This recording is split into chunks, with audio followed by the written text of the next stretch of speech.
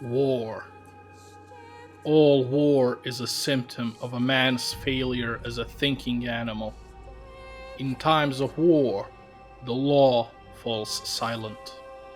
Only the dead have seen the end of war. War is hell. War is bad. Okay. War is where men fire guns and people die. War. But why? Why is it so goddamn fun?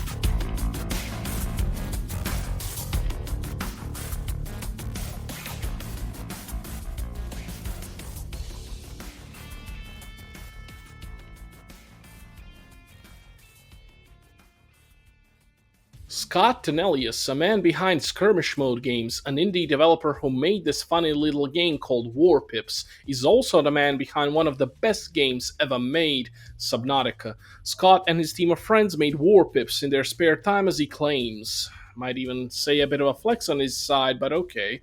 Who am I to judge a man who brandishes a big banana as a phone? Wish I could be so productive in my spare time, Scott.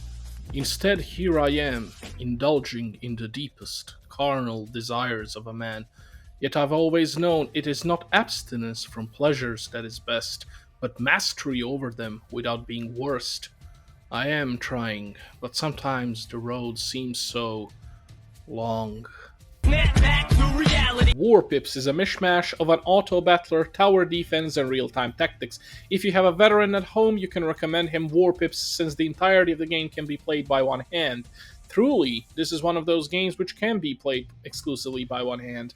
Don't even need a keyboard, just a mouse. Now you would say, but one guy, that is too easy. Surely I won't get any hardships by playing it.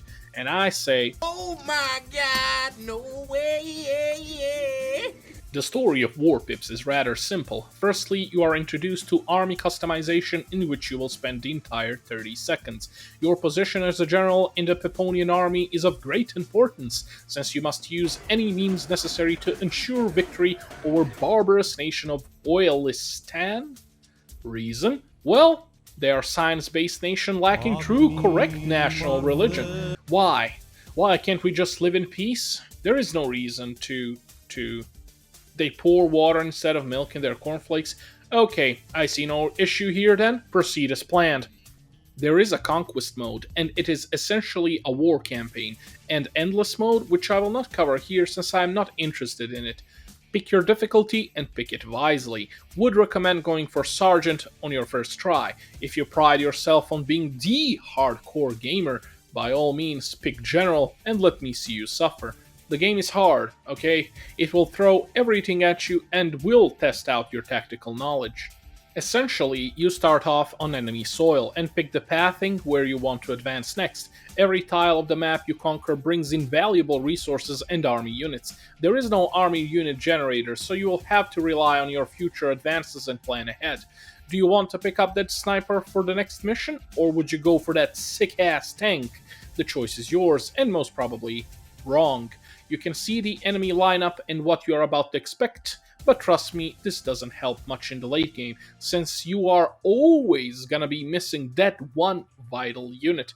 After intense counseling, you may enter battle. The focus shifts to real-time army deployment and tactics. You have your base, and the enemy has theirs. Objective?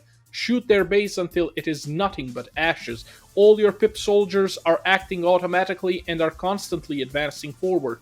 During the battle, you must pay attention to several things.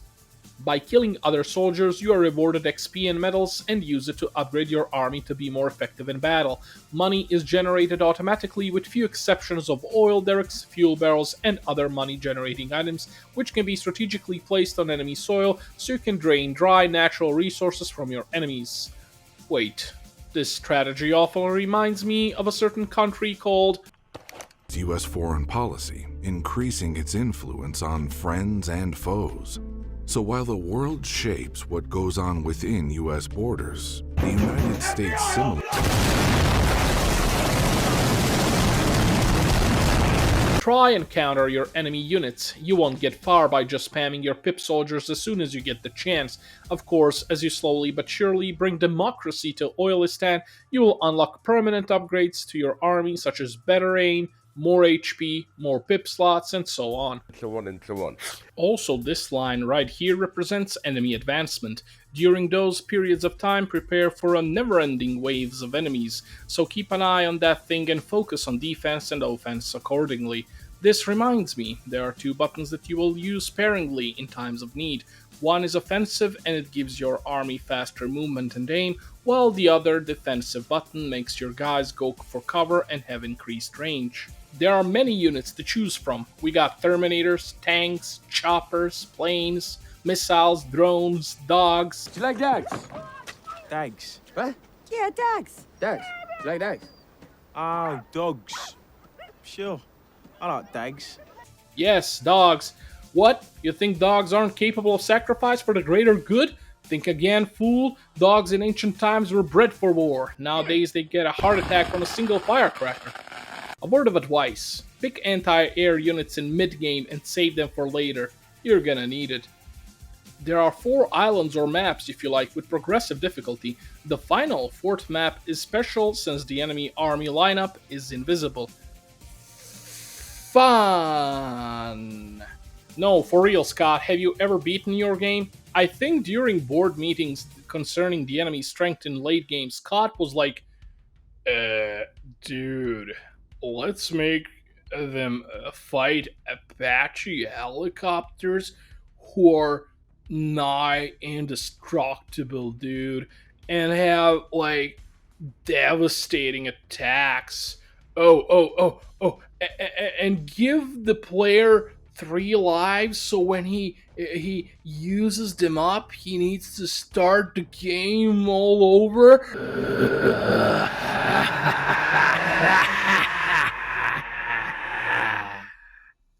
You know what, Scott? Fuck this game and fuck you. Let me just adjust a few things to my liking so it can be more even with your broken ass game. You might say this is cheating and I say you just didn't implement the Soviet solution for all problems. Just throw numbers at your enemies and they will disappear.